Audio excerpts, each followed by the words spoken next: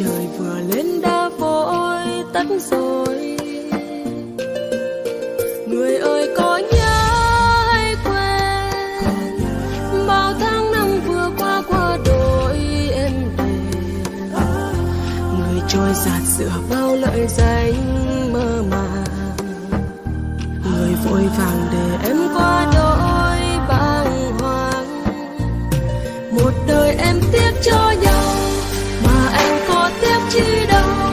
Một khi đã buông lời nói chia tay cùng bên, vì sao em phải lắng nghe những lời anh thét bên tai.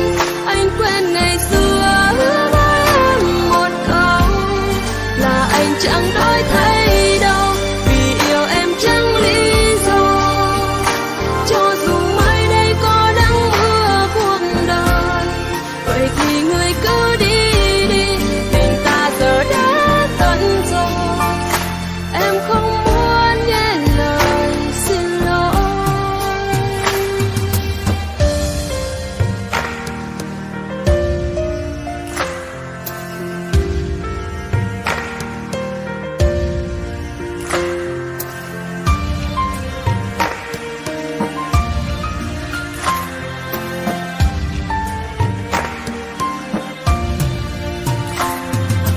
Mỗi phút giây em nhớ anh trong muôn vàn nỗi đau này. Nhìn hy vọng của em tan theo chân người, nhìn mặt trời vừa lên đã vội tắt rồi. Người ơi có nhớ hay quên bao tháng năm vừa qua qua đôi em về.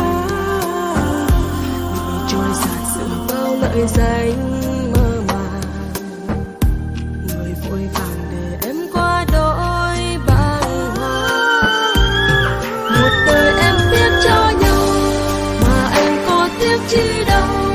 Một khi đã buông lời nói chia tay cùng bên, vì sao em phải lắng nghe những lời anh thét bên tai.